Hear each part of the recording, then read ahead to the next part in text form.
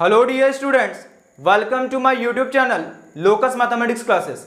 Dear student, हम लोग जो है अपना जो एनसीईआरटी बुक है उसमें मैट्रिसेस चैप्टर का मिसलेनियस एक्सरसाइज सॉल्व कर रहे थे। जो लास्ट में दिया हुआ मिसलेनियस एक्सरसाइज उसको सॉल्व कर रहे थे। पिछले वीडियो में क्वेश्चन नंबर 1 to 6 1 नंबर से लेकर 6 नंबर तक सॉल्व कर चुके थे। आज हम लोग आगे बात करेंगे। अच्छा, किसी को अगर क्वेश्चन नंबर 1 to 6 किसी में डाउट था 1 से 6 में, नीचे डिस्क्रिप्शन में लिंक दिया हुआ है, वहां से आप देख सकते हैं।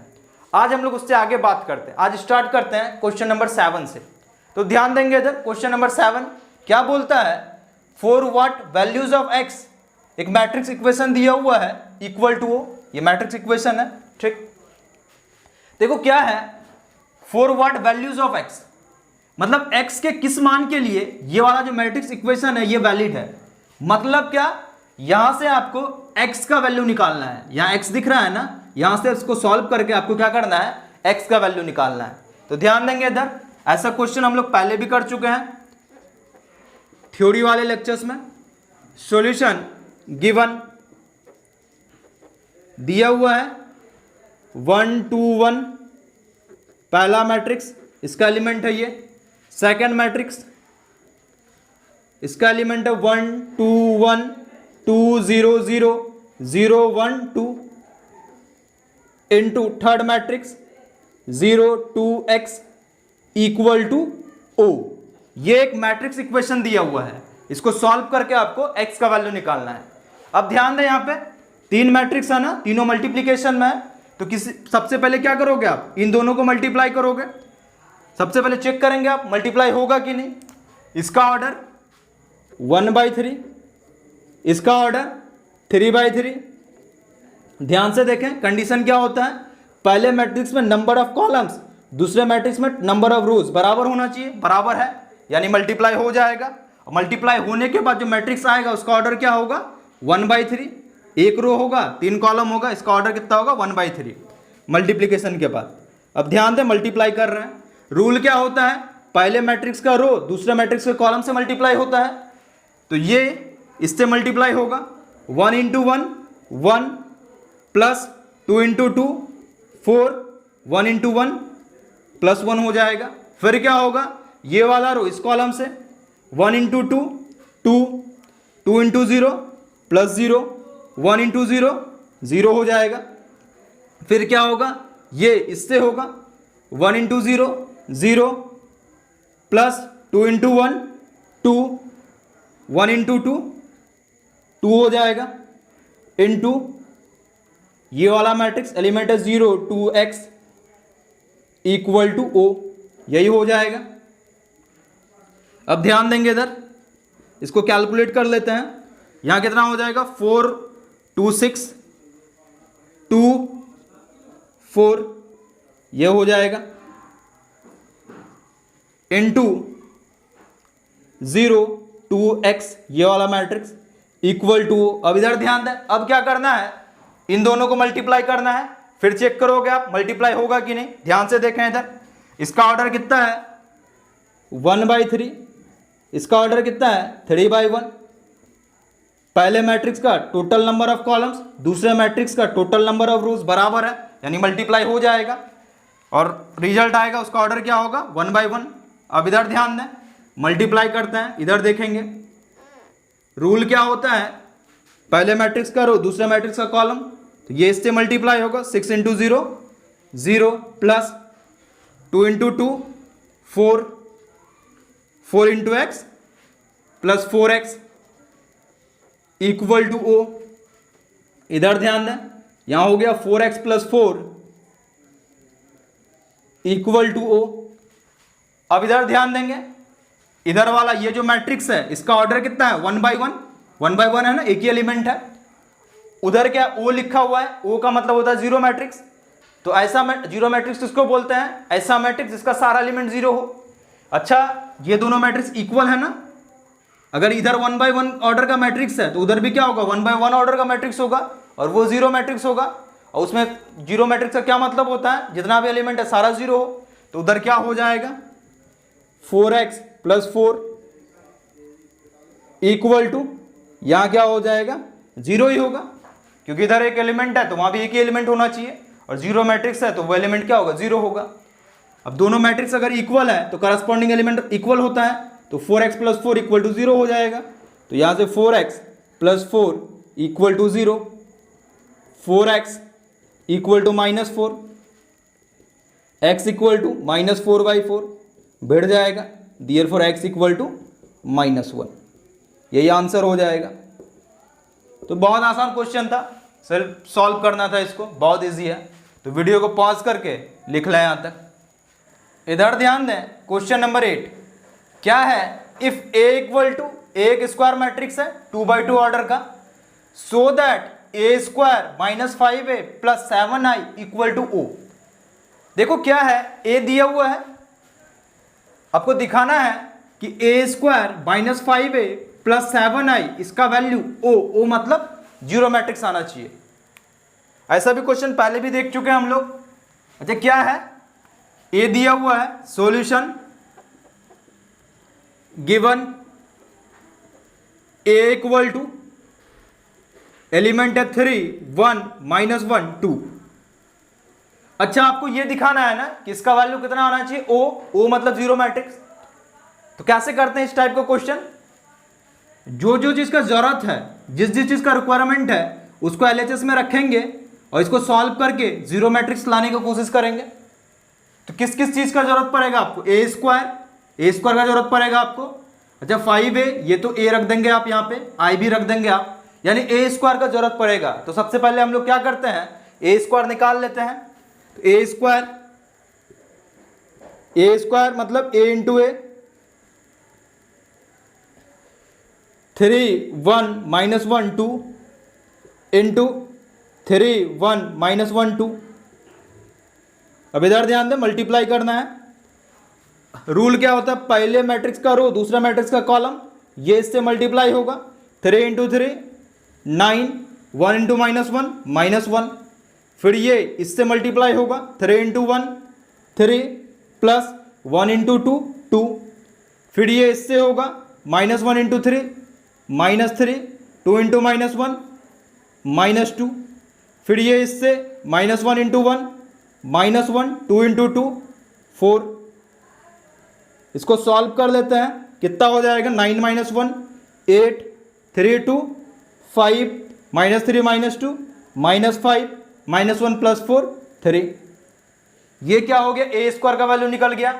अब उठाते हैं LHS, तो इसके नीचे लिखेंगे now LHS A² -5A plus 7I, यही दिया हुआ LHS। रखते हैं A² सबसे पहले 8 5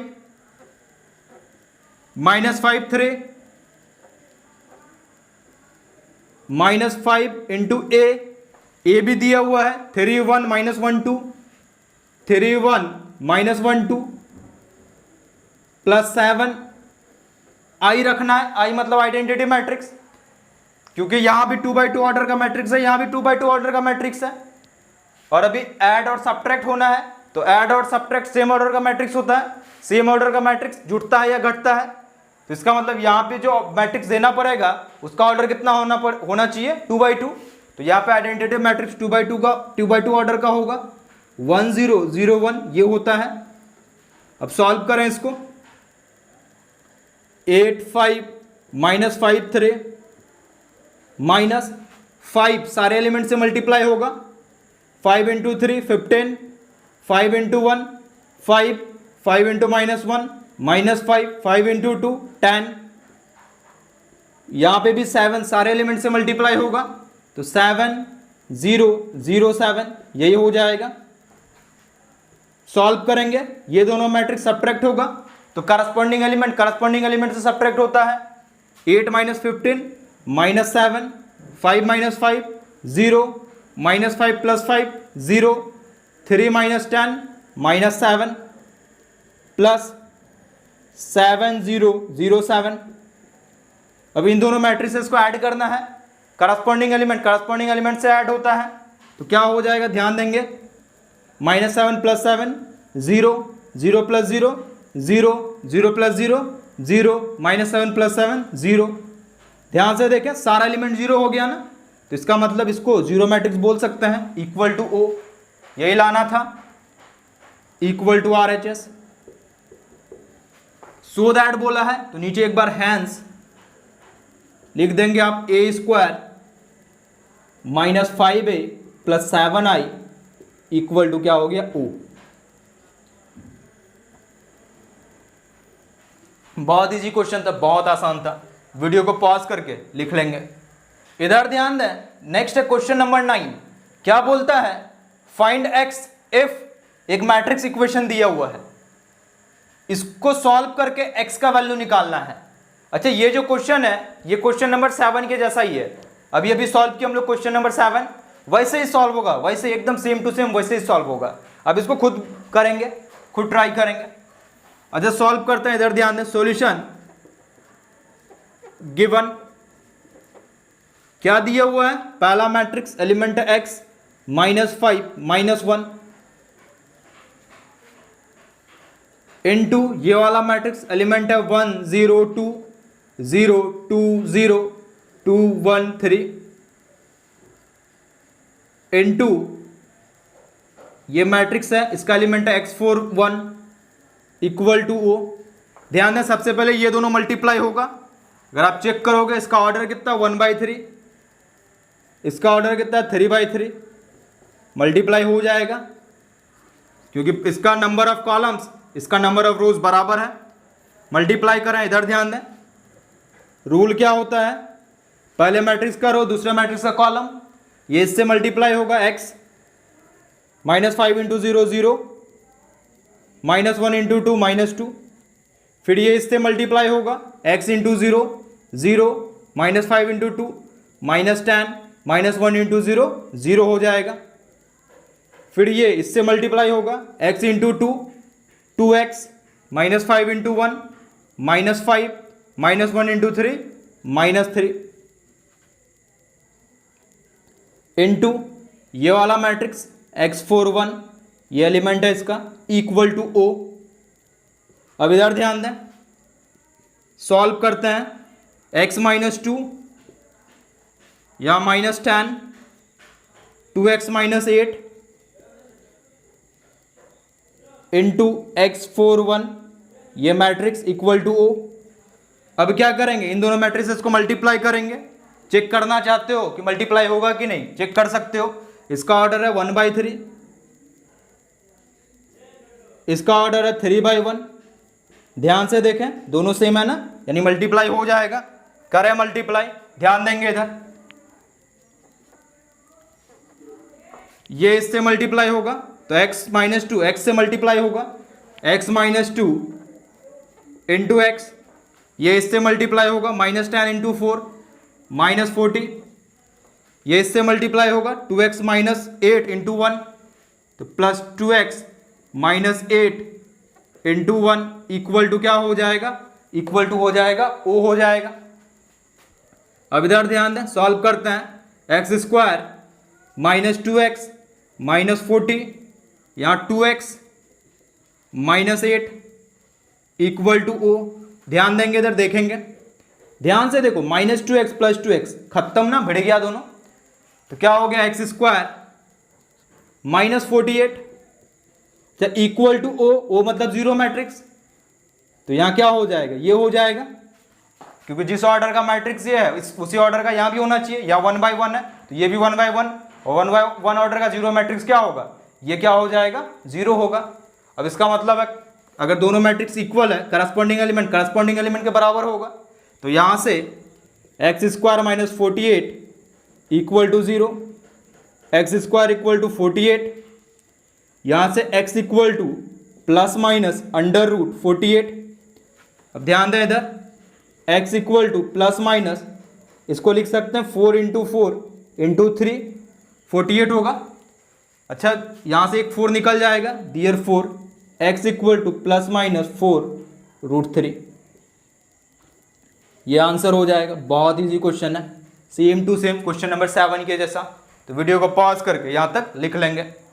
इधर ध्यान देंगे, नेक्स्ट है क्वेश्चन नंबर 10। क्या बोलता है, इसको ढंग से समझेंगे क्या बोल रहा है। A manufacturer produces 3 products X, Y, Z which he sells in 2 markets. Annual sales are indicated below. Market products, market 1 इसमें है 10,000, 2,000, 18,000. मार्केट 2 6,000, 20,000, 8,000. ए नंबर में पूछता है if unit sale price of X, Y and Z R S 2.50, RS 1.50 and RS 1.00 respectively. Find the total revenue in each market with the help of matrix algebra. अब ध्यान दें क्या बोल रहा है. देखो क्या है, a manufacturer produces 3 products. कोई मैन्युफैक्चरर है वो 3 तरह का प्रोडक्ट बनाता है, एक्स वाई जेड, 3 तरह का प्रोडक्ट बनाता है एक्स वाई जेड, विच ही सेल्स इन 2 मार्केट्स, जिसको जो है वो 2 मार्केट में सेल करता है, मार्केट 1, मार्केट 2.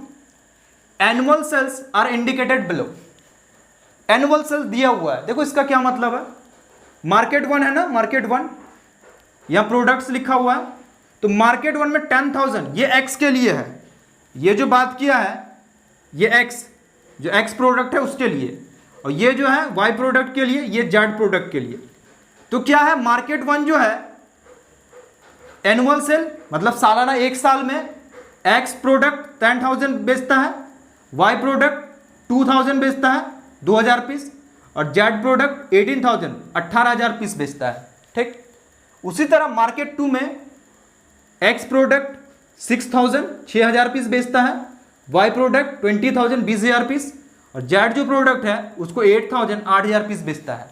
फिर क्या है, if unit sale price of X Y and Z, X Y और जेड का जो यूनिट सेल प्राइस है, मतलब एक पीस एक्स का और एक पीस वाई का और एक पीस जेड का, यूनिट सेल मतलब एक पीस पर यूनिट, तो एक पीस एक्स का है 2.50 मतलब 2.5 रुपया, एक पीस वाई का सेलिंग प्राइस है 1.5 रुपया 1.50, और एक पीस जेड का है 1 रुपया.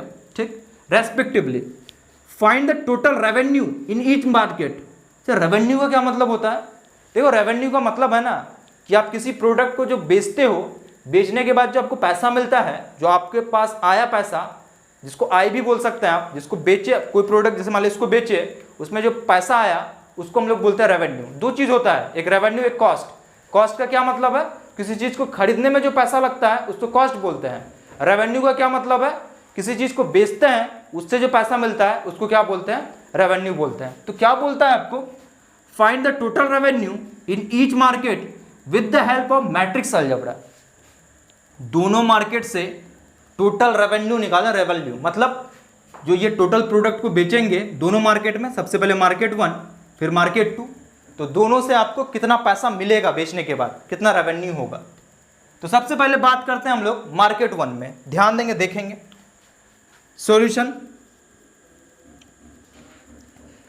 रेवेन्यू, ए नंबर रेवेन्यू बोला है तो ए लिख देते हैं, रेवेन्यू फ्रॉम मार्केट 1. अब ध्यान दें, देखो आपको ना अभी मैट्रिक्स अलजेब्रा भूल जाए, आपको ऐसे ही अगर बोल दिया कोई, पूरा समझने वाला आप खुद कर सकते हो. आपको क्या बोला कि 3 तरह का प्रोडक्ट है एक्स वाई जेड, और एक्स है 10,000 पीस, वाई है 2,000 पीस, जेड है 18,000 पीस. ठीक. और एक पीस एक्स का जो सेलिंग प्राइस है, जिसको आप बेचोगे, जिस रुपये में बेचोगे आप, एक पीस एक्स का कीमत है 2.5 2.5 रुपया, और एक पीस एक्स का है 1.5 रुपया, एक पीस जेड का है 1 रुपीस. तो टोटल को बेचने के बाद कितना पैसा मिलेगा, आप कैसे करोगे, ऐसे करोगे ना, 10,000 है तो 10,000. ठीक. टोटल कितना, एक्स जो प्रोडक्ट है 10,000 है, और एक पीस का कीमत कितना है 2.5 भी बोल सकते हैं इसको, 2.50 2.5 सेम चीज़ है, पॉइंट के बाद 0 का कोई वैल्यू नहीं है. ठीक. तो इसको क्या करोगे आप, इंटू 2.5 कर दोगे, मतलब एक्स टाइप का जो प्रोडक्ट है इसको बेचने के बाद इतना पैसा मिलेगा आपको. फिर वाई वाला ऐड करेंगे आप, वाई टोटल कितना है 2,000, और एक पीस का कीमत कितना है 1.5, प्लस फिर जेड टोटल है 18,000, एक पीस का कीमत कितना है 1.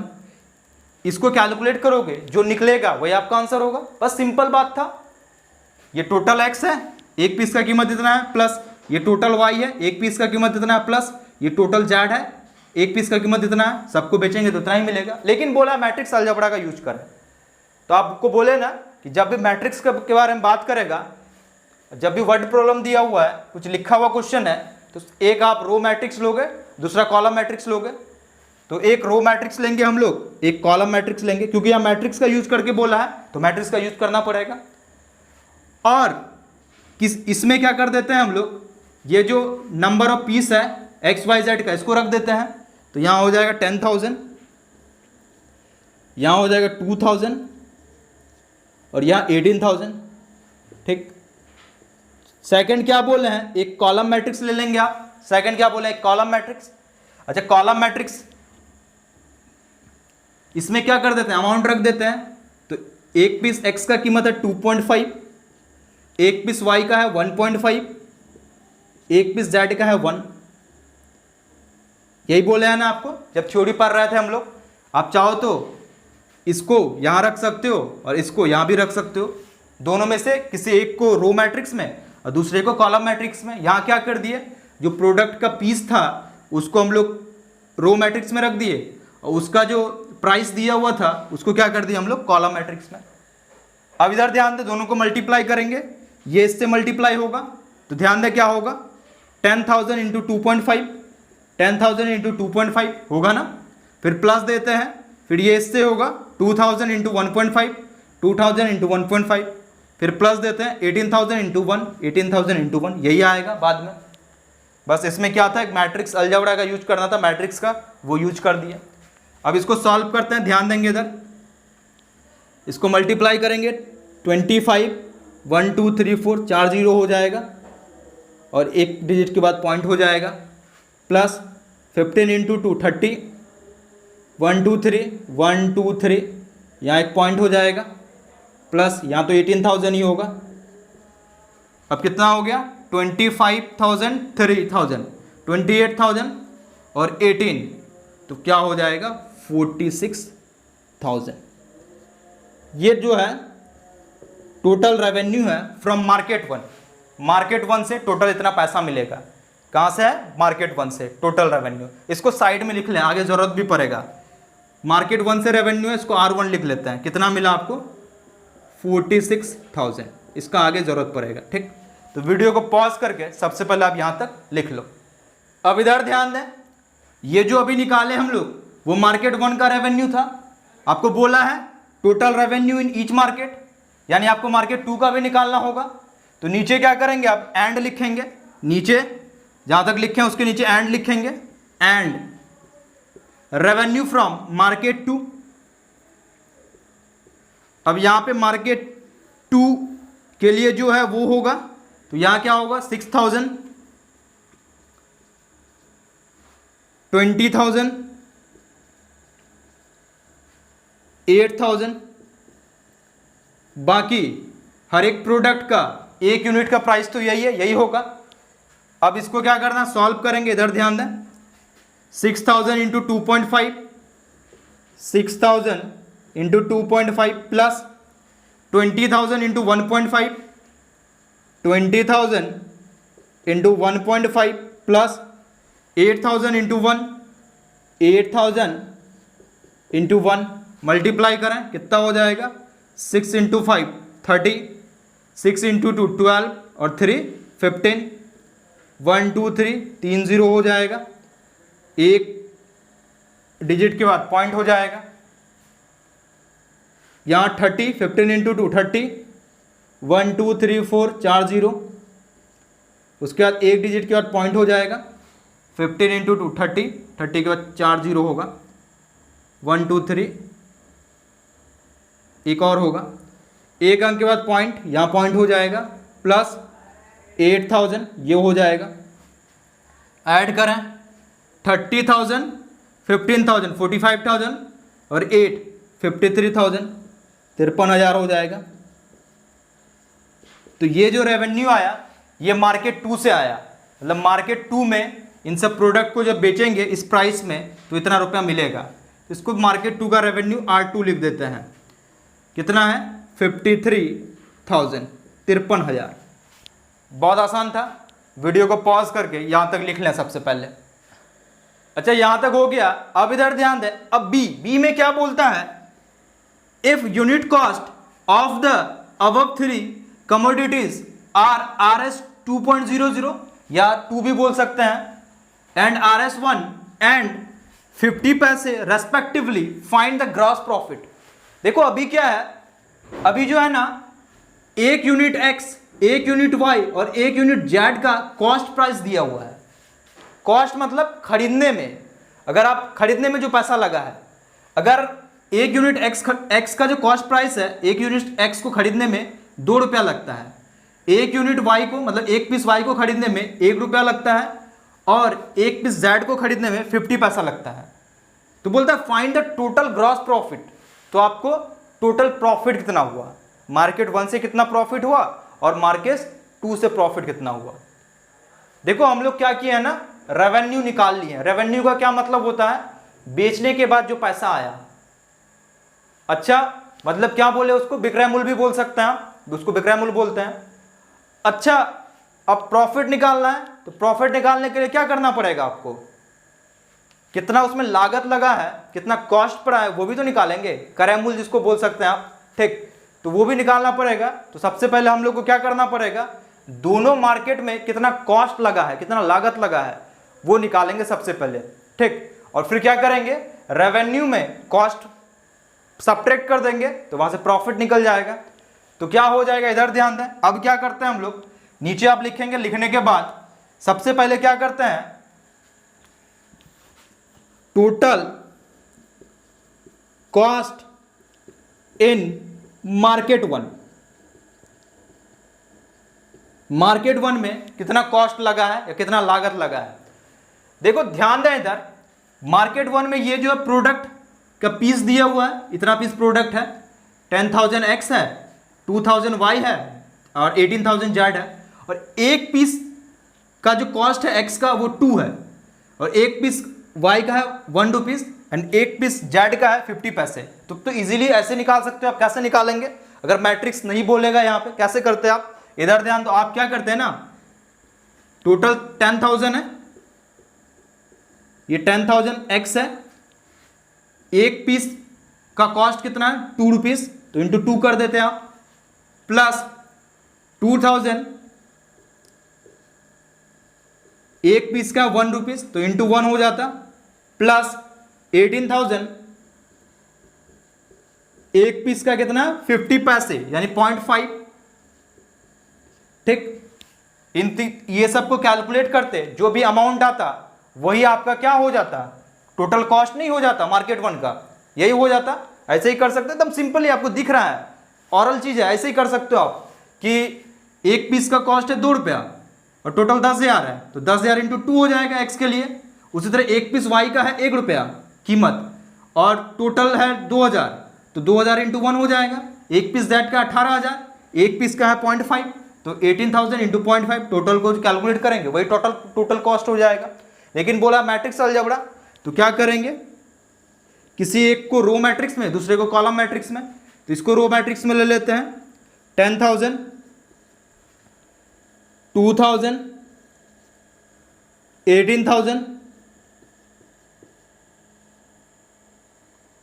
दूसरे को कॉलम मैट्रिक्स में, तो यहां 2, यहां 1, ये 50 पैसे मतलब 0.5।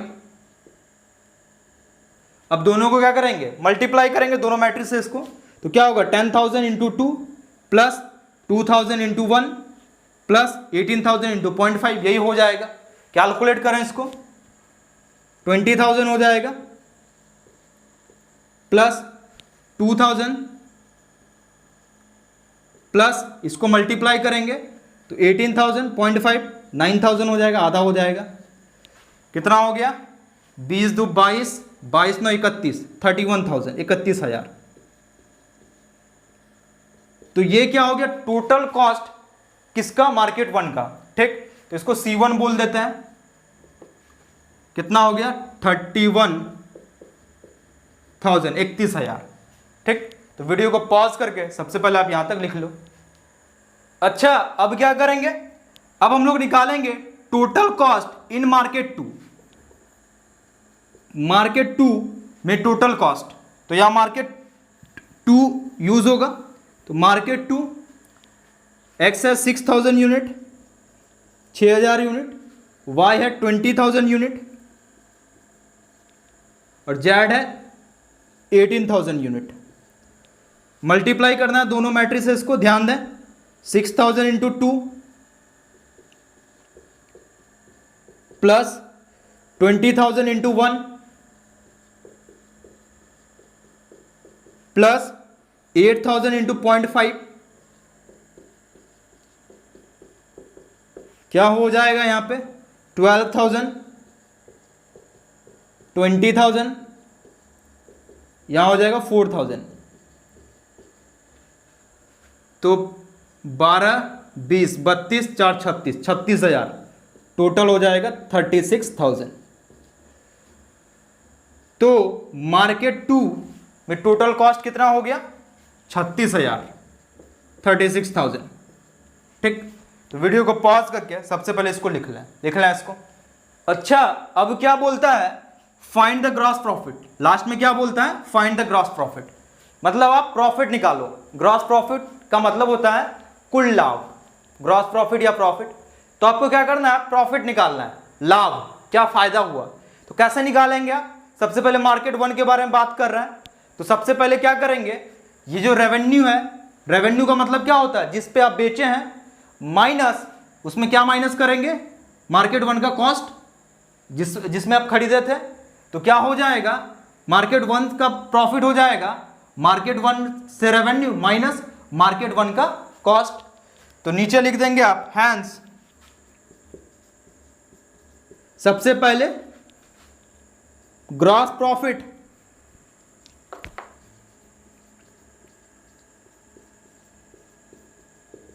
फ्रॉम मार्केट 1 क्या हो जाएगा, इधर ध्यान दें।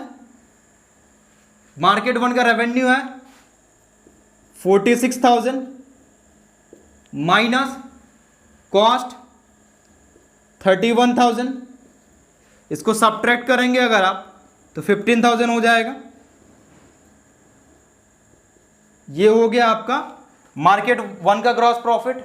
सेकंड, एंड इसके नीचे लिखेंगे आप ग्रॉस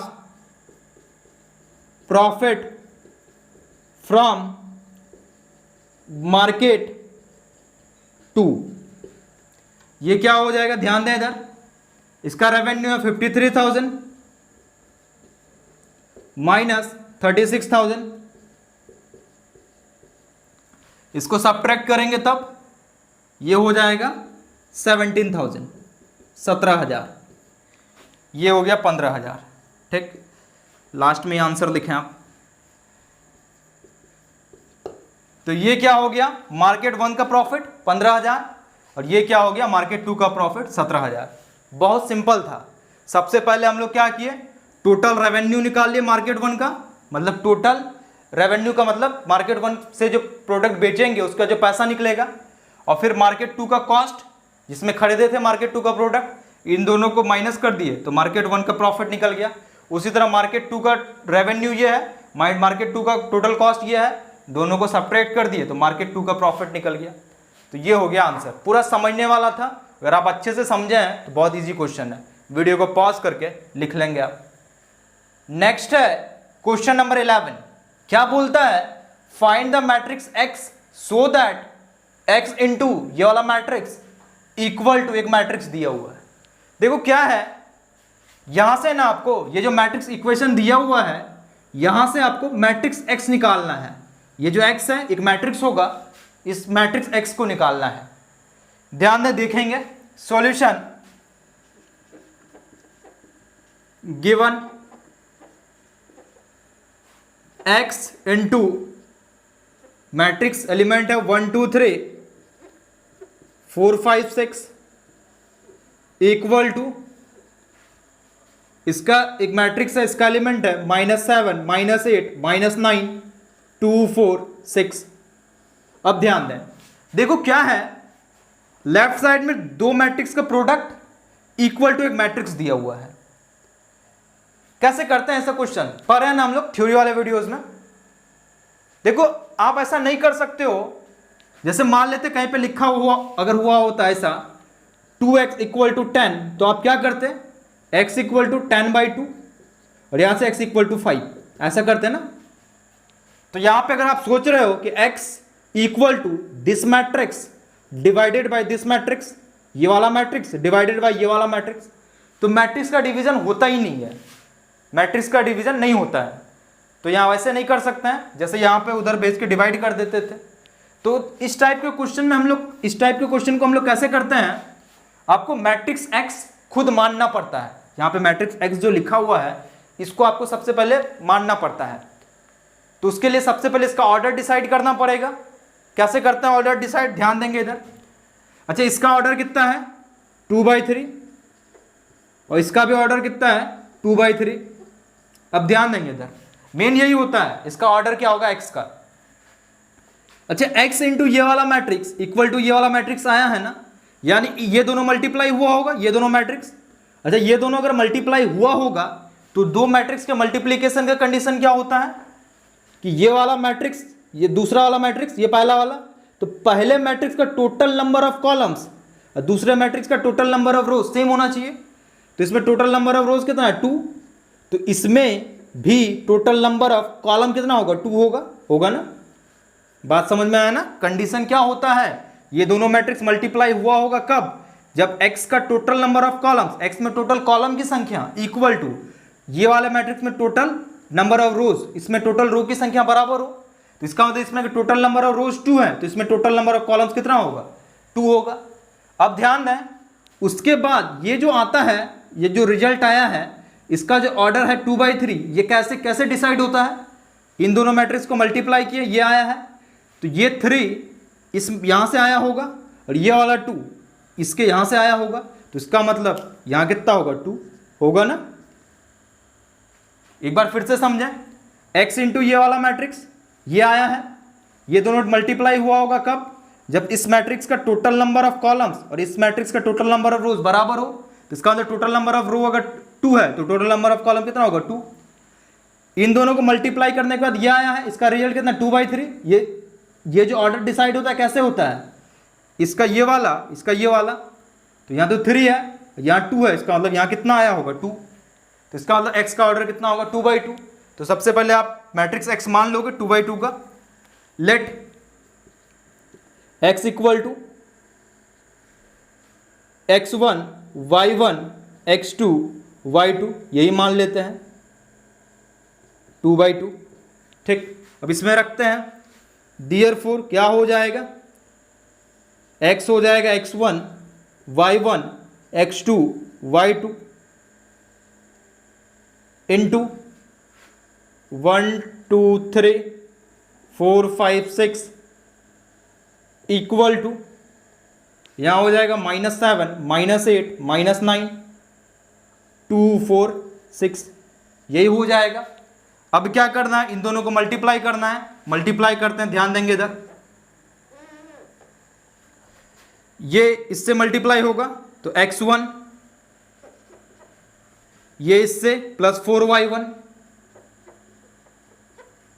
फिर क्या होगा, ये इससे मल्टीप्लाई होगा ये वाला रो इससे, तो 2x1 plus 5y1, 2x1 plus 5y1, फिर ये इससे मल्टीप्लाई होगा 3x1 plus 6y1, 3x1 plus 6y1, फिर नीचे वाला रो ये इससे होगा x2 plus 4y2, x2 plus 4y2, फिर ये इससे होगा 2x2 plus 5y2, 2x2 plus 5y2, फिर ये इससे 3x2 plus 6y2, 3x2 plus 6y2 equal to, इधर ध्यान दें, -7 -8 -9, -7 -8 -9 2 4 6 2 4 6, यही हो जाएगा। यही हो जाएगा। अच्छा, आपका टारगेट क्या है ना, x1 y1 x2 y2 का वैल्यू निकालना, आपका यही टारगेट है, वही निकलेगा x1 y1 x2 y2, और इसको यहां रख देंगे, x निकल जाएगा। अब ध्यान दें, ये दोनों मैट्रिक्स इक्वल है ना, तो इसका मतलब क्या है, करस्पॉन्डिंग एलिमेंट के बराबर होगा। तो यहां से x1 प्लस 4y1, इसका वैल्यू कितना होगा, -7, इसके करस्पॉन्डिंग कौन है, -7। Therefore x1 plus 4y1 equal to -7। फिर 2x1 plus 5y1 equal to कितना हो जाएगा, -8, इसके करस्पॉन्डिंग ये है। अच्छा, इसके करस्पॉन्डिंग ये है, इसको नहीं लेते हैं क्योंकि x1 y1 में ऑलरेडी 2 इक्वेशन आ चुका है, इन दोनों को सॉल्व करेंगे तो x1 y1 आ जाएगा, तो तीसरा इक्वेशन का कोई ज़रूरत नहीं है, इसको नहीं लेते हैं हम लोग। उसी तरह x2 y2 का वैल्यू चाहिए, तो ये इसके इक्वल होगा, तो x2 plus 4y2 equal to कितना हो जाएगा, 2 हो जाएगा। और फिर इसका करस्पॉन्डिंग ये 2x2 plus 5y2 equal to कितना हो जाएगा, 4 हो जाएगा, यही हो जाएगा। अच्छा, इसको छोड़ देते हैं, x2 y2 में ऑलरेडी 2 इक्वेशन आ चुका है, इन दोनों से x2 y2 निकल जाएगा। इसको इक्वेशन 1 बोल देते हैं, इसको इक्वेशन 2 बोल देते हैं, इसको इक्वेशन 3 बोल देते हैं, इसको इक्वेशन 4 बोल देते हैं। अच्छा, सबसे पहले वीडियो को पॉज करके आप यहाँ तक लिख लें। अच्छा, x को साइड में लिख लेते हैं, x अपना क्या है, यही निकालना है ना, x1 y1 x2 y2, x1 y1 x2 y2, जो वैल्यू निकल जाएगा रख देंगे इसी में। तो सबसे पहले वीडियो को पॉज करके यहाँ तक आप लिख लो। अब क्या करना है, अपने को x1 y1 x2 y2 इन सब का वैल्यू निकालना है। ध्यान से देखें इक्वेशन 1 एंड 2 को, x1 y1 में दोनों इक्वेशन दिया हुआ है, तो क्या करते हैं, इक्वेशन 2 है ना ये, यहाँ 2x1 है, तो इक्वेशन 1 को भी 2 से मल्टीप्लाई कर देते हैं, तो 2x1 हो जाएगा, फिर 2 में सब्ट्रैक्ट कर देंगे तो 2x1 भिड़ जाएगा, y1 आ जाएगा यहाँ से। तो क्या करते हैं, इक्वेशन 2 माइनस 1 इंटू 2, तो क्या हो जाएगा, 2x1 plus 5y1 equal to -8, इसको 2 से मल्टीप्लाई करेंगे, क्या हो जाएगा, 2x1 plus 8y1 equal to -14, minus minus plus बढ़ गया, -3y1, और यहाँ हो जाएगा 6 हो जाएगा। देयरफॉर y1 इक्वल टू -2 हो गया। y1 का वैल्यू -2 किसी में पुट कर दें, 1 में या 2 में, पुट करते हैं 1 में, put y1 equal to -2 in equation 1, तो क्या हो जाएगा, x1 plus 4 into -2 equal to -7। यहां ध्यान दें, x1 -7 उधर जाएगा, +8 हो जाएगा, देयरफॉर x1 इसका वैल्यू कितना हो जाएगा, 1 हो जाएगा। ठीक है, x1 y1 आ गया। अब x2 y2, इन दोनों को ध्यान से देखें, यहां भी क्या करते हैं, 4 को ध्यान से देखें, 4 में 2x2 है ना, 3 में भी 2x2 लाना है, 2 से मल्टीप्लाई कर देंगे और सब्ट्रैक्ट कर देंगे। तो क्या करेंगे, यहां पे इसके नीचे लिखेंगे अगेन इक्वेशन 4 माइनस 3 इंटू 2, ये हो जाएगा। तो क्या हो गया, 2x2 plus 5y2 equal to 4, इसको 2 से मल्टीप्लाई करना है, तो 2x2 plus 8y2 equal to 4, minus minus minus बढ़ गया, -3y2 इक्वल टू 4 माइनस 4 0 हो गया, देयरफॉर y2 इक्वल टू 0 हो गया। अब y2 का वैल्यू 0 पुट कर देते हैं इक्वेशन 3 में, put y2 equal to 0 in equation 3, क्या हो जाएगा, x2 plus 4 into 0 equal to 2, therefore ये तो 0 हो गया, x2 इक्वल टू कितना हो गया, 2 हो गया, x1 y1 x2 y2 सब निकल गया। तो क्या हो जाएगा,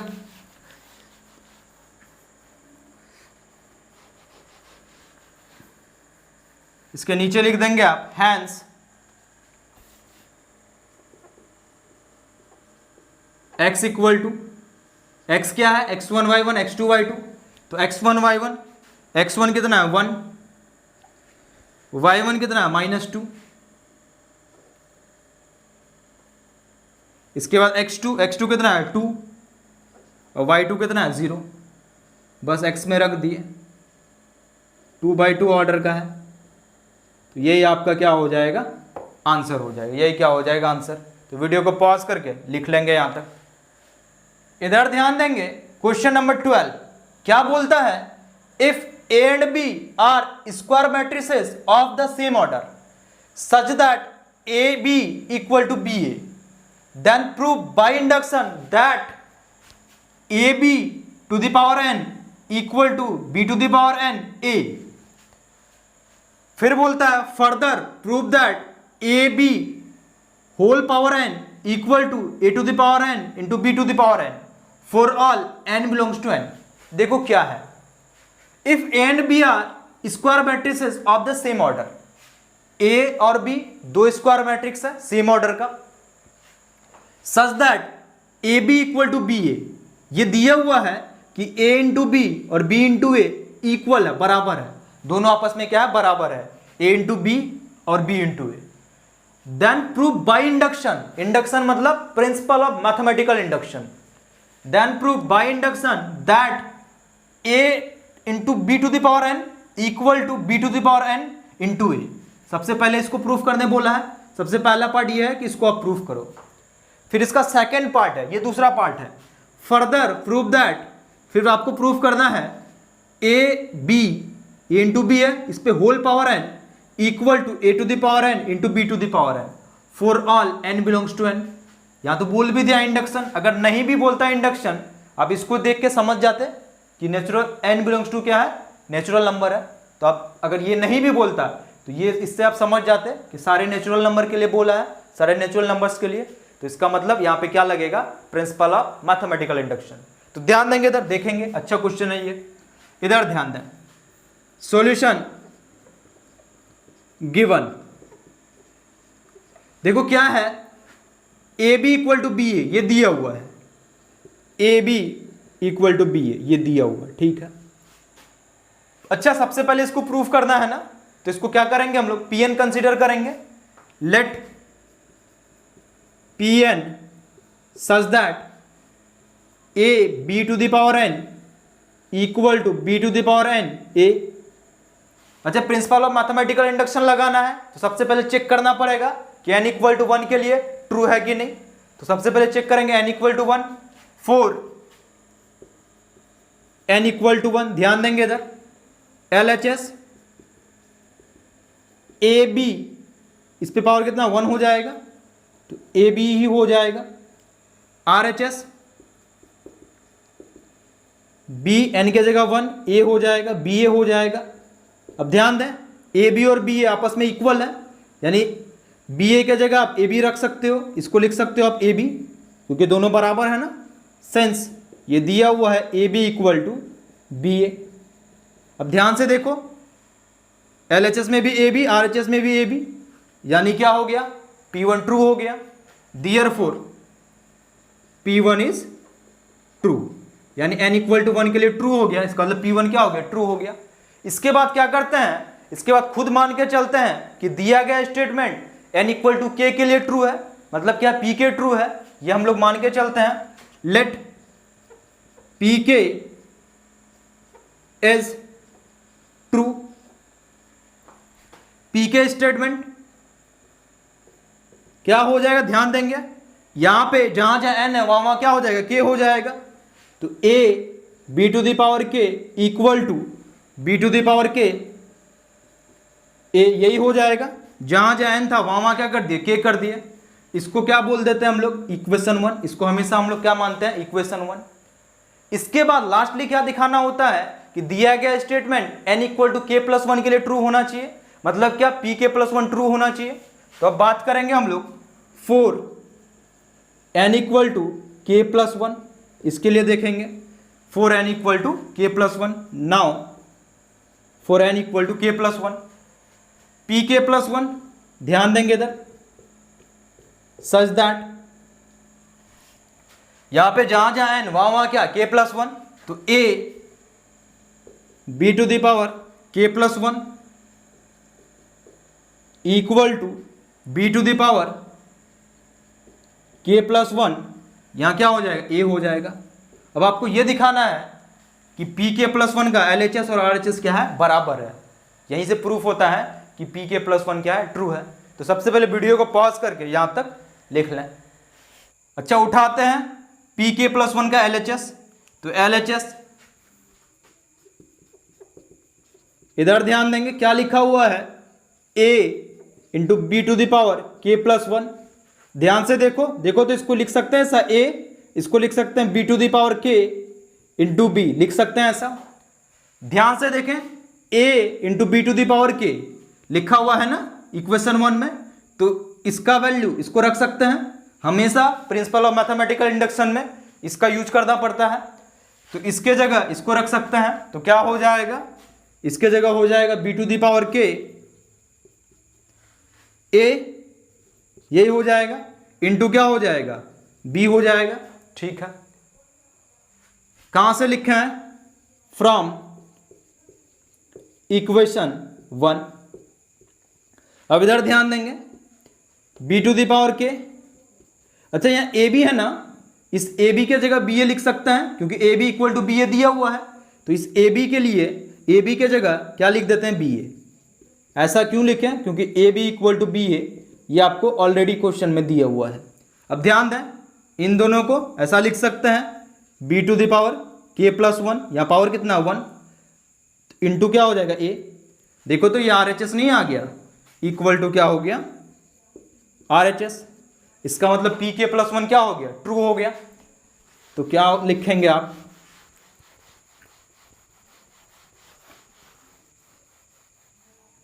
therefore pk+1 is true whenever pk is true। pk+1 is true हो गया, whenever मतलब जब या जब कभी pk ट्रू है, मतलब जब जब, क्योंकि pk का हेल्प लेना पड़ता है ना, तो pk+1 ट्रू है जब क्या आपका pk ट्रू है। इसका मतलब ये प्रिंसिपल ऑफ मैथमेटिकल इंडक्शन के जो कॉन्सेप्ट होता है, जो प्रिंसिपल ऑफ मैथमेटिकल इंडक्शन होता है, जो कंडीशन होता है, उसको क्या कर रहा है, सेटिस्फाई कर रहा है। तो नीचे लिखेंगे आप hence from the principle of mathematical induction, short में PMI, a b पे power n equal to b to the power n a for all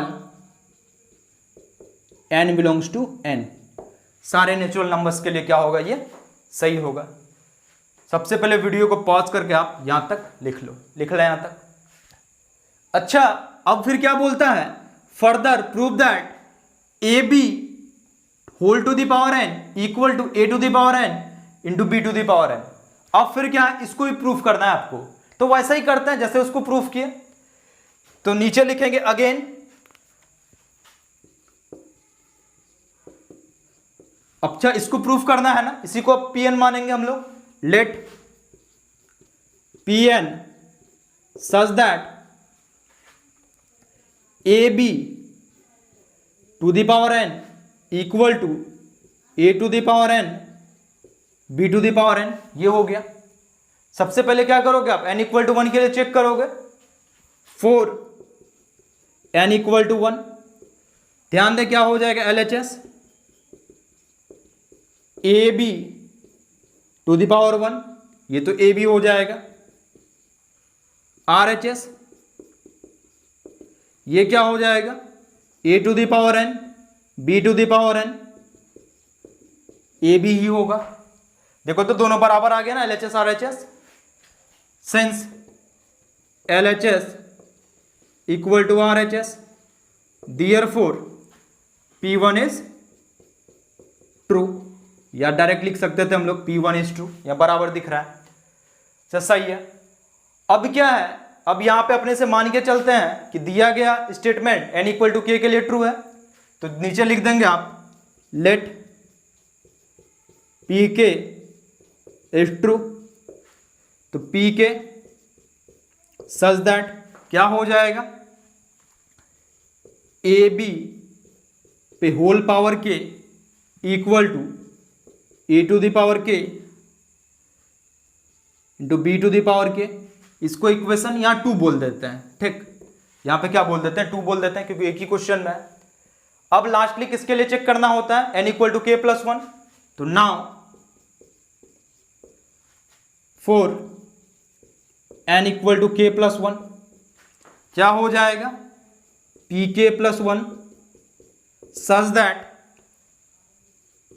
A into B पे होल पावर के plus 1 equal to A to the power के plus 1 into B to the power के plus 1, यही होगा। अब lastly आपको यह दिखाना है कि पी के प्लस 1 क्या है, ट्रू है। तो सबसे पहले वीडियो को पॉज करके लिख लें यहां तक।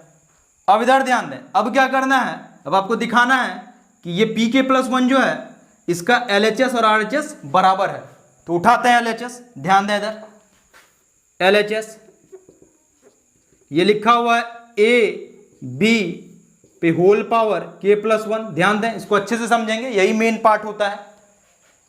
इसको लिख सकते हैं ना हम लोग, ए इंटू बी पे होल पावर के इंटू ए इंटू बी, लिख सकते हैं, बिल्कुल लिख सकते हैं। अब ध्यान से देखें, ये लिखा हुआ है ना ए इंटू बी पे होल पावर के, तो इसके जगह लिख सकते हैं ए टू द पावर के into B to the power K, लिख सकते हैं। तो इसके जगह लिख सकते हैं ए टू द पावर के into B to the power के इंटू ए बी। कहाँ से लिखे हैं, फ्रॉम इक्वेशन 2। अब इधर ध्यान दें, देखेंगे इधर ए टू द पावर के बी टू द पावर के। अच्छा, यहां ए इंटू बी है ना, तो ए बी के जगह बी ए लिख सकते हैं। क्वेश्चन में दिया हुआ है कि ए बी इक्वल टू क्या है, बी ए। ऐसा कर सकते हैं हम लोग, बिल्कुल कर सकते हैं। अब ध्यान से देखें, ए टू द पावर के, यहां ध्यान दें बेस सेम है, पावर ऐड हो जाएगा, तो बी टू द पावर के प्लस 1 हो जाएगा, और ए तो ए का ए ही रहेगा। अब इधर ध्यान देंगे, बात समझेंगे, इधर देखेंगे।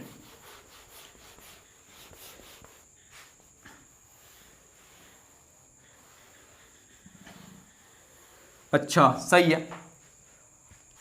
अच्छा, ये तो हो गया। अब क्या करना है, इसको सॉल्व करके आप ध्यान से देखेंगे, जो पी के प्लस 1 है उसका RHS में लिखा हुआ है, इसके जगह के प्लस 1 रखे हैं, तो ए पे पावर के प्लस 1 इंटू बी पे पावर के प्लस 1, या जो पी के प्लस 1 लिखा हुआ था उसका RHS में ये है। जब बी पे पावर के प्लस 1 हो गया, अब इन दोनों को देखो। इससे पहला क्वेश्चन जो सॉल्व किए, इससे पहला, ध्यान से सुनेंगे, ध्यान से समझेंगे। इससे पहला क्वेश्चन जो सॉल्व किए ये वाला, इसमें जब हम लोग पी के प्लस 1 स्टेटमेंट लिखे, उसको प्रूफ किए, क्या लिखे थे, पी के प्लस 1 ए इंटू बी पे पावर के प्लस 1 ए इंटू बी पे पावर के plus 1 equal to B to the power के प्लस 1 इंटू ए। इससे पहला क्वेश्चन में पी के प्लस 1 स्टेटमेंट यही होगा ना, और इसमें दिखाएं ये दोनों आपस में बराबर है। तो ध्यान से देखो, यहां पे लिखा हुआ बी टू द पावर के प्लस 1 इंटू ए है ना, ये वाला चीज जो लिखा हुआ है, यहां ध्यान से देखें, ये जो लिखा हुआ है यहां पे है ना लिखा हुआ, तो इसके जगह इसको लिख सकते हैं ना, इसके जगह यही चीज यहां है, तो इसके जगह इसको लिख सकते हैं। ये हम लोग लिखे हैं पिछला क्वेश्चन से, तो क्या लिख सकते हैं, इधर ध्यान दें, equal to A to the power K, तो ऐसे ही रहेगा। इसके जगह लिख सकते हैं हम लोग ये A into B to the power के प्लस 1। कहां से लिखे हैं, पिछले क्वेश्चन से। पिछले क्वेश्चन में क्या है, A B to the power के plus 1 equal to B to the power के प्लस 1 इंटू ए। ये आपस में क्या है, बराबर है। इसको हम लोग प्रूफ कर चुके हैं। अब ध्यान देंगे, इधर ध्यान से देखेंगे ढंग से, ऐसा क्यों किया आपको समझ में आएगा। अब ध्यान से देखो, इन दोनों को पावर ऐड हो जाएगा ना, ए टू द पावर के plus 1 into B to the power के प्लस 1, यही आ गया। और यही क्या था, पी के प्लस 1 का RHS, तो इक्वल टू क्या हो गया, RHS। इसका मतलब क्या है, यहां पे दोनों क्वेश्चन जो है इंटरकनेक्टेड है, दोनों एक दूसरे से कनेक्टेड है। ये जो दूसरा क्वेश्चन है ये पहले से कनेक्टेड है। बात समझ में आया, इसीलिए यहाँ पे दोनों क्वेश्चन दिया हुआ है, क्योंकि आपको पहले क्वेश्चन का यूज करना पड़ा यहाँ पे, कि पहले क्वेश्चन में प्रूफ कर चुके हैं k+1 स्टेटमेंट के लिए n इक्वल टू k+1 के लिए कि ये बराबर है, तो इसी रिजल्ट का यूज यहाँ पे किया है। इसका मतलब pk+1 क्या हो गया, ट्रू हो गया। तो therefore pk+1 is true whenever pk is true। तो नीचे लिख देंगे hence from the principle of mathematical induction, short में PMI, ए बी पे whole power n equal to a to the power n b to the power n for all n belongs to n। Question बोला है prove that, prove बोला है ना, तो नीचे लिख देंगे प्रूव्ड, नीचे लिख देंगे आप प्रूव्ड। बहुत अच्छा क्वेश्चन था, अच्छे से समझेंगे इसको, अच्छे से समझेंगे तो वीडियो को पॉज करके लिख लेंगे, पूरा लिख लें। नेक्स्ट है क्वेश्चन नंबर 13। क्या बोलता है, इफ ए इक्वल टू एक स्क्वायर मैट्रिक्स है, एलिमेंट है alpha beta gamma minus alpha, is such that A square equal to I, then उसका 4 ऑप्शन दिया हुआ है। देखो मैट्रिक्स ए दिया हुआ है और एक मैट्रिक्स इक्वेशन दिया हुआ है ए स्क्वायर इक्वल टू आई, तो आपको बताना है कि इन चारों में से कौन सही है। अब इधर ध्यान दे, देखेंगे इधर सॉल्यूशन गिवन, मैट्रिक्स ए दिया हुआ है, एलिमेंट है alpha beta gamma minus alpha. अच्छा ये वाला मैट्रिक्स इक्वेशन दिया हुआ है ना, तो नीचे लिखेंगे now A square equal to I. अब ध्यान दें इधर, अच्छा ए स्क्वायर का क्या मतलब होता है, A into A equal to I. Calculate करते हैं ए स्क्वायर, तो A alpha beta gamma minus alpha into A, यही होगा alpha beta gamma minus alpha equal to, ये आइडेंटिटी मैट्रिक्स, इधर भी 2/2 का स्क्वायर मैट्रिक्स, इधर भी 2/2 का स्क्वायर मैट्रिक्स, मल्टीप्लाई करेंगे तो वो भी 2/2 का स्क्वायर मैट्रिक्स आएगा, और 2/2 का आइडेंटिटी मैट्रिक्स होता है 1 0 0 1, यही होता है।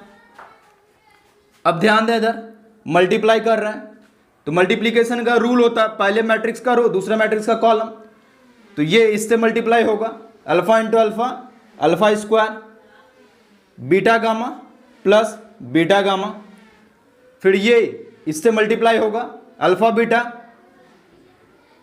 माइनस बीटा अल्फा,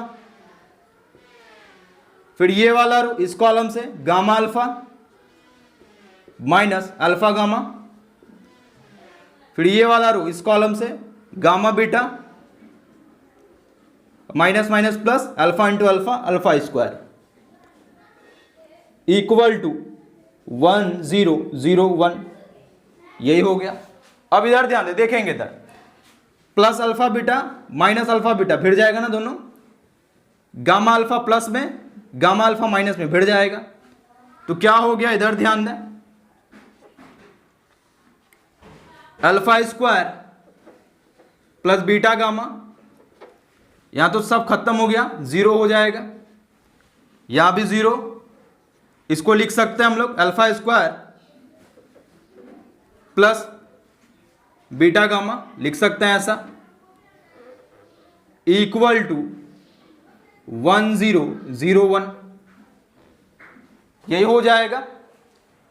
अच्छा अब ध्यान दें, यहां पे दोनों मैट्रिक्स इक्वल है ना, बराबर है, अगर दो मैट्रिक्स इक्वल होता है तो इसका मतलब करस्पॉन्डिंग एलिमेंट बराबर होगा, तो alpha square plus beta gamma इसके करस्पॉन्डिंग कौन है, 1 है, ये तो 0 0, यहां भी 0 यहां भी 0, यहां भी वही लिखा हुआ है alpha square plus beta gamma equal to 1, तो कहीं पे भी या तो इसको 1 कर दें या तो इसको 1, दोनों तो सेम ही है, तो देयरफॉर क्या हो जाएगा यहां से alpha square plus beta gamma equal to 1, ये आया।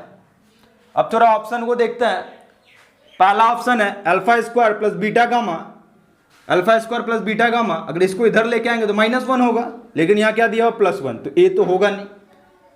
बी में ध्यान दें, minus alpha square plus beta gamma है, ये भी नहीं होगा। इधर ध्यान दें, ये क्या है 1 minus alpha square minus beta gamma. अच्छा ये हो सकता है कैसे, सबको उधर लेके चले आएंगे तो क्या हो जाएगा, ध्यान दें 1 उधर जाएगा तो माइनस अल्फा स्क्वायर, उधर जाएगा तो minus beta gamma equal to 0 हो जाएगा ना। तो 1 minus alpha square minus beta gamma यही हो जाएगा, ये भी नहीं होगा। तो कौन सा ऑप्शन हो जाएगा, ऑप्शन सी। तो ये आंसर हो जाएगा। ये भी बहुत आसान क्वेश्चन था, वीडियो को पॉज करके लिख लेंगे इसको। नेक्स्ट है क्वेश्चन नंबर 14। ये भी एक ऑब्जेक्टिव क्वेश्चन है। क्या है, if the matrix A is both symmetric and skew symmetric then. देखो क्या है, अभी ना ए एक मैट्रिक्स है, ये जो है दोनों होना चाहिए सिमेट्रिक एंड स्क्यू सिमेट्रिक, ये दोनों होना चाहिए। इसमें 4 ऑप्शन है, कौन हो सकता है। सबसे पहला है ए नंबर में, ए इज अ डायगोनल मैट्रिक्स। अच्छा एक अगर डायगोनल मैट्रिक्स मान लेते हैं, यही है 1 0 0 2, ये है ना डायगोनल मैट्रिक्स। क्या होता है डायगोनल मैट्रिक्स, ऐसा मैट्रिक्स जिसका प्रिंसिपल डायगोनल के छोड़ के बाकी जो भी एलिमेंट हो वो 0 होना चाहिए, 0 है बे। अच्छा इसको देखना सिमेट्रिक है कि नहीं, स्क्यू सिमेट्रिक है कि नहीं। अच्छा ध्यान से देखो, स्क्यू सिमेट्रिक नहीं होगा, क्योंकि स्क्यू सिमेट्रिक मैट्रिक्स में पढ़े हैं हम लोग कि अगर कोई मैट्रिक्स स्क्यू सिमेट्रिक है तो उसका प्रिंसिपल डायगोनल का सारा एलिमेंट 0 होना चाहिए, तो इसमें नहीं है तो ये नहीं होगा। स्क्यू सिमेट्रिक देख रहे हैं, सिमेट्रिक होगा कि नहीं वो छोड़ता है, ये स्क्यू सिमेट्रिक तो नहीं होगा, यानी ऑप्शन ए नहीं होगा। बी क्या है, अजीरो मैट्रिक्स। अच्छा मान लेते हैं यहां भी 0 दे देते हैं, यहां भी 0 दे देते हैं, ठीक। हाँ अभी हो जाएगा। जैसे मान लो ए का ट्रांसपोज निकालेंगे आप तो यही आएगा, पहला रो है पहला कॉलम बना देते हैं, दूसरा रो है दूसरा कॉलम बना देते हैं, ए ट्रांसपोज इक्वल टू ए आया ना, यही होता है सिमेट्रिक मैट्रिक्स का कंडीशन। अच्छा अब चाहो तो 0 ही है ना सारे जगह पे, तो 0 से तो कुछ भी कॉमन ले सकते हैं, तो यहां से माइनस भी कॉमन ले सकते हैं। जब माइनस कॉमन लेंगे तो A transpose equal to minus A, ये भी सही है क्योंकि 0 है यहां पे, 0 से तो कुछ भी कॉमन आ जाएगा। तो जब माइनस कॉमन लेंगे सारे 0 से तो A transpose equal to minus A हो जाएगा, और ऐसे ही क्या A transpose equal to A है, तो इसके हिसाब से सिमेट्रिक मैट्रिक्स, इसके हिसाब से क्या हो जाएगा स्क्यू सिमेट्रिक मैट्रिक्स। तो कौन सा ऑप्शन होगा, ऑप्शन बी, एक 0 मैट्रिक्स। सी देखें, ए इज ए स्क्वायर मैट्रिक्स, कोई जरूरी है कि जैसे मान लेते ए इक्वल टू ये दिया हुआ है 1 2 3 4, ये होगा क्या, ये नहीं होगा। तो कौन सा ऑप्शन हो जाएगा, option B, option number B हो जाएगा। अब हम लोग देखते हैं नेक्स्ट क्वेश्चन। नेक्स्ट है क्वेश्चन नंबर 15। ये इस एक्सरसाइज का सबसे लास्ट क्वेश्चन है, ये भी एक ऑब्जेक्टिव क्वेश्चन है।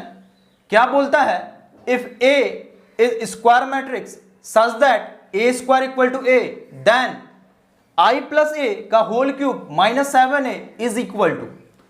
देखो क्या है, ए जो है ना एक स्क्वायर मैट्रिक्स है, उसके बाद ए स्क्वायर इक्वल टू ए ये दिया हुआ है, ए स्क्वायर इक्वल टू ए दिया हुआ है, तो आपको इसका वैल्यू पूछा है कि क्या होगा, आई प्लस ए का होल क्यूब माइनस 7a, इसका वैल्यू क्या होगा इन 4 ऑप्शन में से।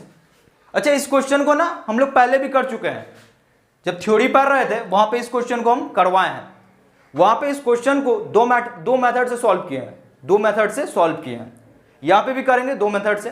तो सबसे पहले मेथड 1, मेथड 1 ध्यान देंगे इधर, अच्छा क्वेश्चन है, एग्जाम में भी पूछा जाता है। सॉल्यूशन गिवन क्या है, सबसे पहले दिया हुआ ए स्क्वायर इक्वल टू ए, यही दिया हुआ है, आपको इसका वैल्यू पूछा है। तो नाउ अब इसके नीचे लिखेंगे आई प्लस ए का whole cube minus 7a equal to. अच्छा ध्यान दो, यहां पे आपको दिख रहा होगा कि यहां पे लगा देते हैं हम लोग आई प्लस ए का होल क्यूब वाला फॉर्मूला, मतलब ये वाला formula a plus B whole cube वाला फॉर्मूला। लेकिन आपको हम पहले ही बता चुके हैं, पहले ही पढ़ा चुके हैं कि मैट्रिक्स के केस में आप ये सब फॉर्मूला का यूज नहीं कर सकते हैं। जैसे मान लो कहीं पे ऐसा लिखा हुआ matrix A plus matrix B का whole square equal to A square plus 2ab plus B square, या मैट्रिक्स ए है मैट्रिक्स बी है, इसका होल स्क्वायर इक्वल टू ये वाला फॉर्मूला अगर आप लगाना चाहते हैं तो आप नहीं लगा सकते हैं, या नहीं लगा सकते हैं। क्यों नहीं लगा सकते हैं? क्योंकि आपको पहले ही पता है, जैसे आप इसको अगर a plus B whole square है तो आप इसको ऐसे लिखोगे ना, a plus B into A plus B, फिर मल्टीप्लाई करोगे ए स्क्वायर, फिर क्या होगा A B plus B A plus क्या होगा बी स्क्वायर। और मैट्रिक्स के केस में ए बी और बी ए आपस में बराबर नहीं होता है, तो इसको आप ऐसा नहीं लिख सकते हैं, ये तो ए बी होगा, इसको आप ए बी नहीं लिख सकते हैं क्योंकि ए बी और बी ए आपस में बराबर नहीं होता है मैट्रिक्स के केस में। ये कम्यूटेटिव लॉ को फॉलो नहीं करता है, जनरली नहीं बराबर होता है, कभी कभी को बराबर हो भी जाता है। तो अगर बराबर नहीं है तो ये 2ab नहीं होगा, तो इसको नहीं लिख सकते हम लोग। हाँ, अगर बराबर हो जाता a इंटू बी और b इंटू ए बराबर होता तब फॉर्मूला लगा सकते हैं।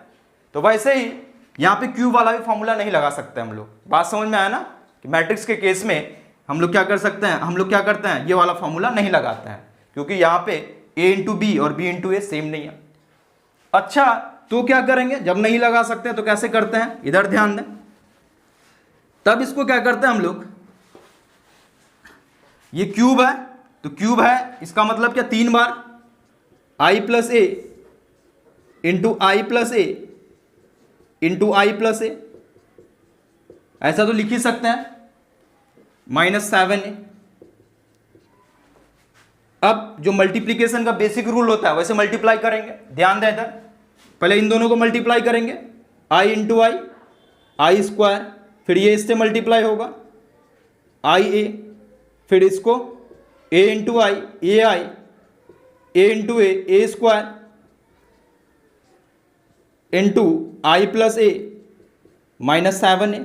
अब ध्यान दें इधर, देखेंगे आई स्क्वायर आई ही होता है, आइडेंटिटी मैट्रिक्स का स्क्वायर वो क्या आता है, आई ही आता है। आई मैट्रिक्स पे कोई भी पॉजिटिव पावर, कोई भी पॉजिटिव इंटीजर पावर, वो क्या होता है, आई ही होता है। अच्छा, ये भी पढ़े हम लोग, आई इंटू ए, ये क्या होगा, ए ही होगा। किसी भी मैट्रिक्स को अगर आइडेंटिटी मैट्रिक्स से मल्टीप्लाई करते हैं तो वही होता है, ए इंटू आई, ए ही होगा, plus A square into I plus A -7a, यही हो जाएगा। अब ध्यान दें, आई ए प्लस ए 2a। अच्छा, ए स्क्वायर को ए लिख सकते हैं ना, ए स्क्वायर इक्वल टू ए दिया हुआ है, ए स्क्वायर को हम लोग ए लिख सकते हैं into I plus A -7a, यही हो जाएगा। तो यहाँ क्या हो गया, कैसे लिखे हैं यहाँ पे, क्योंकि आपको दिया हुआ है ए स्क्वायर इक्वल टू ए दिया हुआ है। अब ध्यान दें इधर, आई प्लस 3a हो जाएगा यहाँ पे into I plus A -7a, ये हो जाएगा। अब फिर क्या करेंगे, इन दोनों को मल्टीप्लाई करेंगे, इधर ध्यान दें, करते हैं मल्टीप्लाई, इधर ध्यान दें, लिखते हैं यहाँ पे। अच्छा, जब मल्टीप्लाई करेंगे, अच्छा यहाँ लिखते हैं, एक स्टेप यहाँ आ जाएगा। तो फिर जैसे मल्टीप्लीकेशन का रूल होता है वैसे मल्टीप्लाई करेंगे, आई स्क्वायर, फिर इससे मल्टीप्लाई होगा तो क्या होगा, आई ए प्लस ये इससे multiply 3ai plus 3a square minus क्या हो जाएगा 7a, यही हो जाएगा। अब ध्यान दें, आई स्क्वायर तो आई होगा, आई इंटू ए ही होगा, 3a इंटू आई ए ही होगा, 3 ए स्क्वायर को क्या लिख सकते हैं, ए लिख सकते हैं ना, ए स्क्वायर इक्वल टू ए दिया हुआ है तो ए स्क्वायर का जगह ए लिख दिए -7a। यहां पे भी हम लोग इस रिजल्ट का यूज किए हैं, ए स्क्वायर इक्वल टू ए। अब ध्यान देंगे इधर, आई प्लस 3a 6a प्लस ये 7a -7a बढ़ जाएगा, इक्वल टू क्या हो गया आई। तो ये क्या हो जाएगा, सी हो जाएगा। कौन सा ऑप्शन हो जाएगा, सी। ठीक, तो यहां पे हम लोग क्या किए, जो ये बेसिक मल्टीप्लिकेशन का रूल होता है वैसे किए। अब इसको हम लोग एक और तरीके से करेंगे। सबसे पहले वीडियो को पॉज करके यहां तक लिख लो आप। अच्छा, ये तो था मेथड 1। अब इसको हम लोग दूसरे तरीके से सॉल्व करते हैं, मेथड 2। इसको ढंग से समझेंगे। वही है ए स्क्वायर इक्वल टू ए दिया हुआ है, इसका वैल्यू निकालना है। अब ध्यान दें, अभी क्या कर रहे हैं हम लोग, यहां पे ना फॉर्मूला लगा रहे हैं, ए प्लस बी होल क्यूब का फॉर्मूला। अच्छा, फिर आप बोलोगे कि सर अब यह आप बोले कि इसमें फॉर्मूला नहीं लगा सकते हैं, मैट्रिक्स के केस में होल स्क्वायर का फॉर्मूला, होल क्यूब का फॉर्मूला, ये सब फॉर्मूला नहीं लगा सकते हैं। लेकिन यहां पे लगा सकते हैं। यहां क्यों लगा सकते हैं? क्योंकि यहां पे आई और ए दिया हुआ, आई दिया हुआ, आई, ये आई दिया हुआ है, आई और ए दिया हुआ, इस कारण से हम लोग यहां लगा सकते हैं। क्योंकि जैसे आप इसको अभी अभी किए ना, हम लोग ऐसा किए ना, आई plus A into I plus A into I plus A, ऐसा लिखे थे हम लोग इस चीज को। तो इसको मल्टीप्लाई करने के बाद ऐसा आता है, कहीं ना कहीं ए इंटू आई आता है और आई इंटू ए आता है ना। और ए इंटू आई और आई इंटू ए अपने को पता है कि ए ही होता है, ए इंटू आई और आई इंटू ए वो ए ही होता है, ठीक। यहाँ पे कम्यूटेटिव लॉ को फॉलो कर रहा है। तो यहाँ पे अगर आप फॉर्मूला लगाएंगे तो वो लग जाएगा, इसमें कोई दिक्कत नहीं होगा, क्योंकि यहाँ पे ए और आई आ रहा है और दोनों का प्रोडक्ट ए इंटू आई और आई इंटू ए वो क्या होता है, ए ही होता है। तो यहाँ पे अगर आप फॉर्मूला लगाते हैं तो गलत नहीं है, वो 100% सही है। फॉर्मूला लगाते हैं वही रिजल्ट आएगा जो इसमें आया था, वही चीज आएगा। क्योंकि सॉल्व करने के बाद ये सब चीज आता है ना, वहां पे जब किए थे इसको हम लोग, ये सब चीज आई इंटू ए इंटू आई वो ए ही हो जाता है। तो जो रिजल्ट इसको सॉल्व करके आया था वही रिजल्ट इसको भी सॉल्व करके आएगा। अब ध्यान दें, इधर देखेंगे, इधर ध्यान से देखेंगे। फॉर्मूला लगाएंगे a plus B whole cube. अच्छा, a plus B whole cube formula आप जानते हैं क्या होता है, a cube plus b cube plus 3a square b plus 3a b square, यही होता है ना। लगाया फॉर्मूला, ए के जगह भी आई होगा, बी के जगह ए होगा, तो a cube plus b cube plus 3a square b plus 3a b square, यही हो जाएगा। ए अभी आई है, बी क्या ए है, माइनस 7a। ध्यान दें, आई का क्यूब आई ही होता है, ए क्यूब को लिख सकते हैं हम लोग ए स्क्वायर इंटू ए, 3 आई स्क्वायर क्या होता है, आई ही होता है, ए प्लस 3i ए स्क्वायर, ए लिख सकते हैं क्योंकि ए स्क्वायर इक्वल टू ए दिया हुआ है, माइनस 7a। यहां पे कैसे लिखे हैं, ए स्क्वायर इक्वल टू ए, ये जो दिया हुआ है, आई ए स्क्वायर, इसके जगह ए रख सकते हैं, ए स्क्वायर ए दिया हुआ है, into A plus 3 I into A, I into ए क्या ए ही होगा, प्लस 3 आई इंटू ए होगा, माइनस 7a। यहाँ पे भी ए स्क्वायर का वैल्यू क्या ए रखे हैं, तो ए स्क्वायर इक्वल टू ए, आई यहाँ ए स्क्वायर हो जाएगा 6a माइनस 7a, आई ए स्क्वायर को ए 6a माइनस 7a।